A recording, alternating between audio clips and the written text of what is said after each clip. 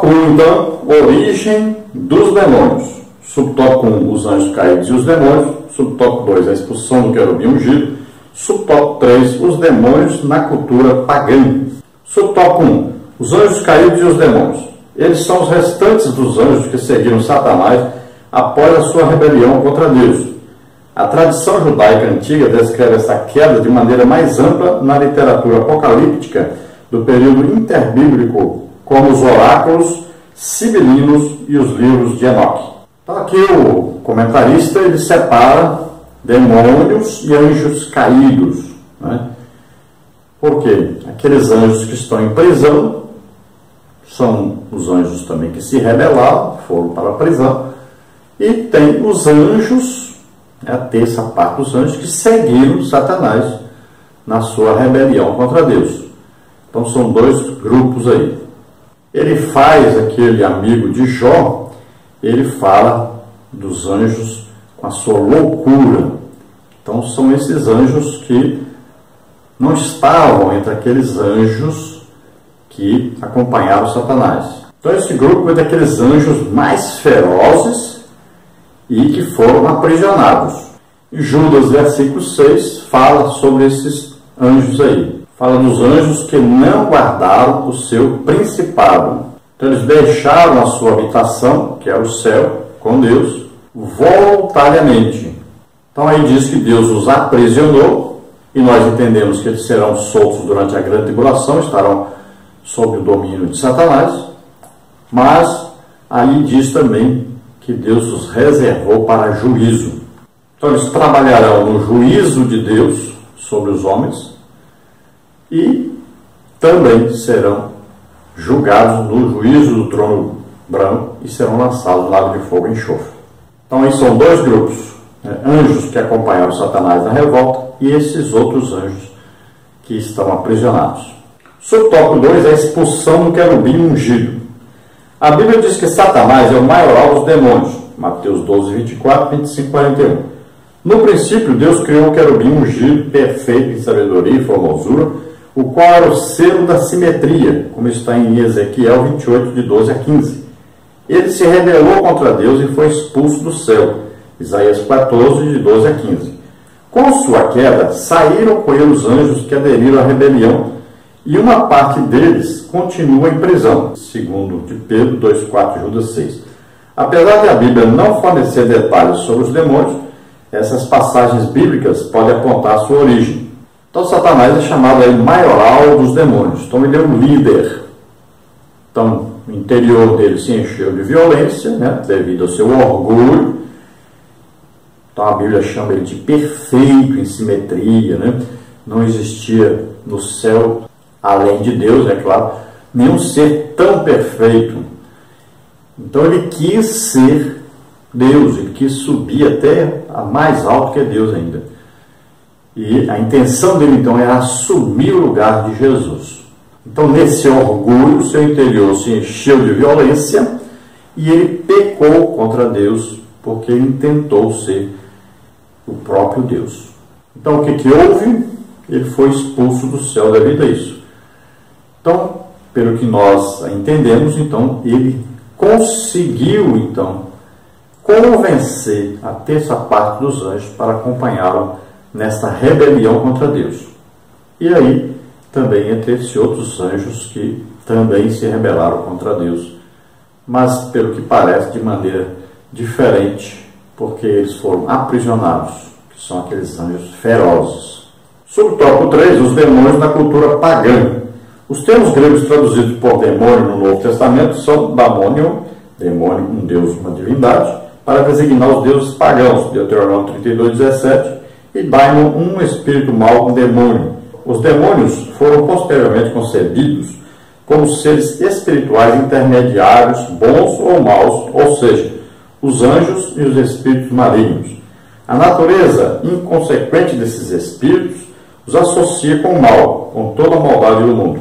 Então, na cultura pagã, ou seja, aqueles que não são crentes, muitas pessoas confundem aí anjos bons e anjos maus.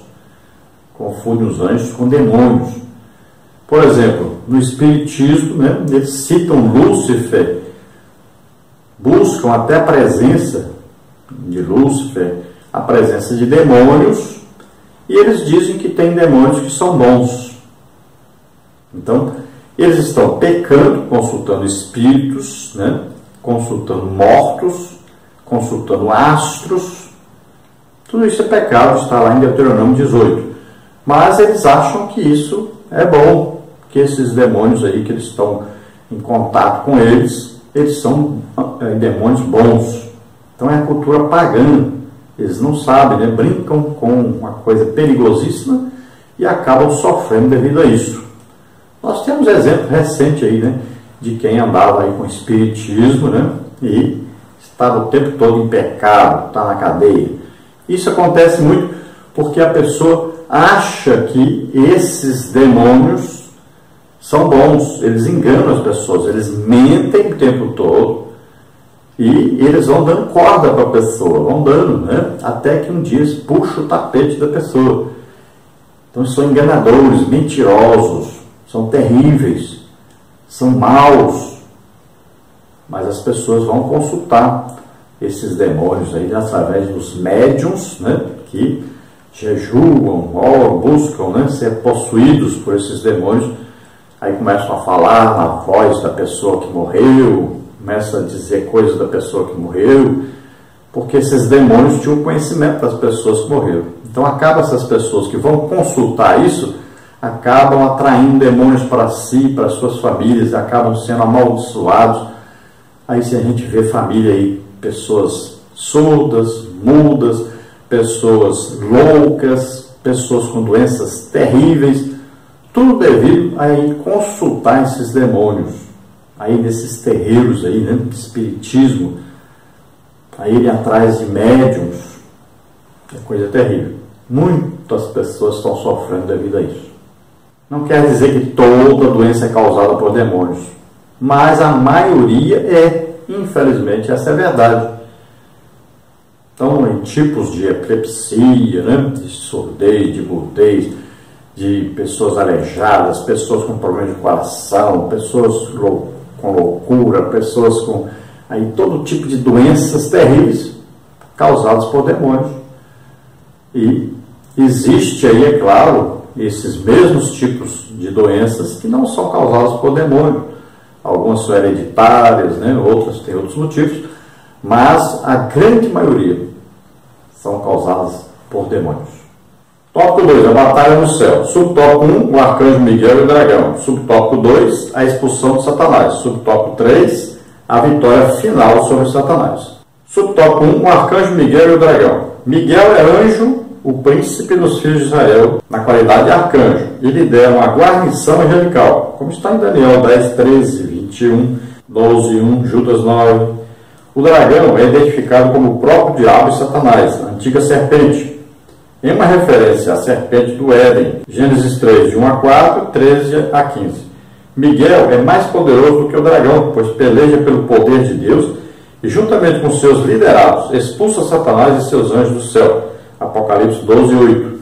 Então nós vemos aí o arcanjo Miguel, que é um líder dos anjos, lutando contra Satanás, que é líder dos demônios. Mas nós sabemos que os demônios são a terça parte dos anjos, né? Então houve uma guerra e Miguel então saiu-se vitorioso nessa guerra. Aí é claro que essa guerra foi ordenada por Deus e Deus jamais perde uma batalha. Então Satanás é chamado aí a antiga serpente, se referindo a Gênesis capítulo 3, quando Satanás então apareceu ali a Eva, né, usando uma serpente. A Bíblia fala que essa era uma serpente especial.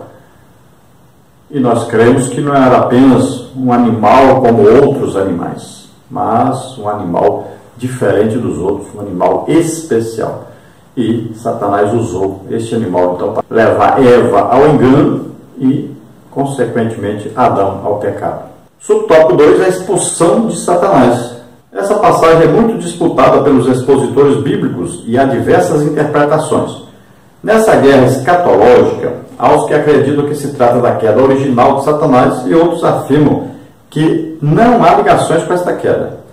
Outra interpretação é que Satanás teria acesso ao céu antes da ascensão de Jesus. O argumento usado se baseia em algumas passagens do Antigo Testamento, como 1 de Reis 22, 23, Jó 1, de 6 a 9, 2, de 1 a 6, Zacarias 3, 1 e 2. De uma forma ou de outra, a derrota do inimigo já está decretada, conforme revelou o próprio Senhor. Eu via Satanás como um raio cair do céu. Lucas 10, 18. A expressão eu via diz respeito a uma ação contínua. Isso mostra que Jesus contemplava em visão a queda de Satanás, enquanto os 70 pregavam o Evangelho. Então veja que continuamos estudando em Apocalipse 12, né? Agora o versículo 8 então diz que não prevaleceram nessa luta. Alguns acreditam aí que está falando sobre a origem de Satanás e a sua queda. Outros acreditam diferente. Então nós podemos aí entender que está falando então da primeira queda de Satanás, quando ele foi expulso do céu, e podemos também, durante aí a época da grande tribulação, podemos entender que também haverá uma batalha, né, e Satanás será então aprisionado no final da grande tribulação. Então alguns falam sobre o acesso de Satanás, né, que nós vemos em várias partes da Bíblia, o acesso de Satanás até Deus, onde, por exemplo, ele acusa Jó. E nós vamos ver que aí quando Jesus fala também sobre o banquete, diz que lá tem um inimigo. Então, vemos um tipo de acesso, mas como Satanás é espírito, né, pode ter sido permitido por Deus ele se chegar até lá, e já está selado o seu destino, não tem solução para ele, mas Deus, na verdade, controla tudo e permite que Satanás vá até certo ponto. Como, por exemplo, o caso de Jó. Permitiu que destruísse o que ele tinha, colocar uma doença nele, mas disse, olha, não toque na vida dele. Então, Satanás está limitado. Deus deixa ele ir até certo ponto. Para quê? Para que, no final, aquele que está sendo atacado se torne grande vencedor e receba a grande bênção. É o caso de Jó. Jó não conhecia Deus, passou a conhecer a Deus. Jó tinha uns filhos que viviam de banquete em banquete. Teve filhos melhores depois. Jó tinha uma riqueza e ficou o dobro da riqueza que tinha antes. Então o Jó foi tremendamente abençoado devido à ação de Satanás querendo acusá-lo e dizer que conseguiria fazê-lo pecar facilmente, né? Destruindo as coisas dele, tirando os bens materiais, né? A família, né? Colocando doença. E Deus sabia que Jó não iria se cair. Deus conhece o futuro, né? Na sua presciência. Então permitiu tudo isso para melhorar muito mais ainda a vida de Jó, o seu servo. Aqui, quando Jesus fala que via Satanás cair do céu, é claro, está falando da derrota, né, dos demônios que Satanás comandava na vida das pessoas. Então os discípulos expulsavam os demônios e Jesus via aqueles demônios então saindo das pessoas. Esse cair aí é sair da vida das pessoas. Então cair o quê? Do reino espiritual aí, né? Cair da dominação da pessoa. O demônio vai sair, a gente vai expulsar em nome de Jesus, é evidente. E o demônio sai. Agora aqui o autor usa isso aí para dizer, então, da queda de Satanás, né? Do reino espiritual, do comando espiritual.